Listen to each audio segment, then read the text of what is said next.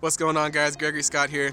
So I have a scenario for you guys. Let's say you're about to go to the gym or you're about to go work out somewhere. So today you're going to get that personal record, you're going to go out of your comfort zone and push yourself. Whatever you show up to do, you're going to get it. So you finally get to the spot. Now what's the first thing that you do? Is it A, perform an exercise of your choice at mid to high level intensity? B, go spend an extended amount of time talking to your friends or that cute girl that you've been trying to flirt with? C, perform a good dynamic warm-up to create good blood flow, reduce the risk of injury, and increase work capacity? Or D, start twerking? Okay. I'm going to go with C. Correct! Yes! Woo! Of course, the correct answer is C. You never want to start a workout without properly warming up. If you don't warm up properly, you're setting yourself up for injury. Even if it doesn't happen right away, down the line, something's going to give. It might take a couple weeks, it might take a couple months, but eventually something's going to give. An injury can set you back weeks, months, sometimes years, and sometimes you'll never ever be the same again. Personally, I've had a few minor injuries myself. The worst was when I tried to jump into a handstand without warming up. By not warming up and doing this, I wasn't able to put any weight on my wrist for weeks, and honestly at the time, I thought I was never going to be able to do handstands again. If you've ever had to deal with an injury before, you know how physically, emotionally, and mentally draining it can be. Doing a proper warm-up like mentioned in answer C will decrease the risk of injury, get the blood flowing and moving throughout your body, and increase your work capacity, which means you'll perform better. In this video, I'm going to give you a warm-up that I personally do, what I have all my clients do, and a general warm-up that you can do to make sure that you're the safest and most effective when you work out. Let's begin. The mobility and warm-up exercises that we'll do can be performed using just your body or any kind of stick. This could be a broomstick or a PVC pipe. The first exercise is overhead rotations. Starting with the stick in front of us, with arms straight, we're opening up the chest, taking our shoulders through a full rotation, and ending with our arms or the stick behind us. Next, we do the reverse of the movement, keep the arms completely straight, and bring the arms forward. That's one rotation.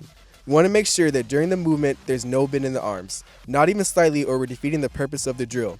A bend in the arm is our body's way of compensating for a lack of flexibility. We're going to shoot for a minimum 10 rotations.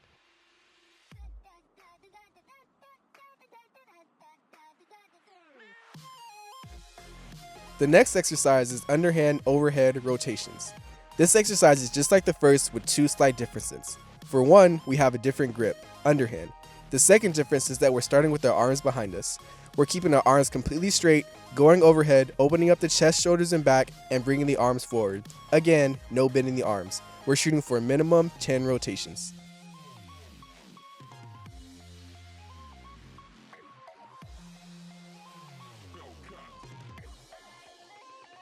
The next exercise I call figure eights. With this movement, we're opening up and loosening the chest, shoulders, lower back, and obliques.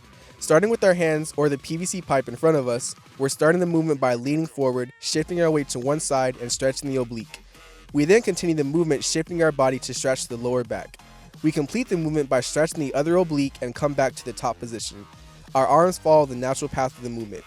At first during this movement, it will be slow and you'll have to think about it.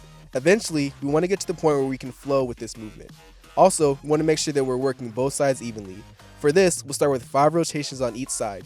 As with the other exercises, we're placing emphasis on straight arms.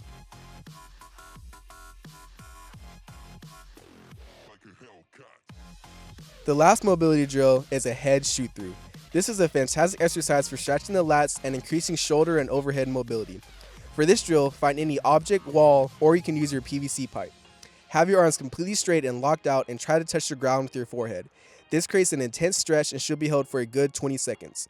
Also, when doing this movement, the core needs to stay engaged. Don't let yourself arch or banana back. One important thing to note is that for every single drill, we want to make sure that we're breathing. When we hold our breath, we stiffen and tighten up.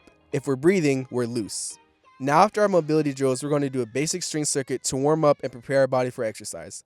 All the exercises are back to back with no rest in between. We're doing the whole set twice.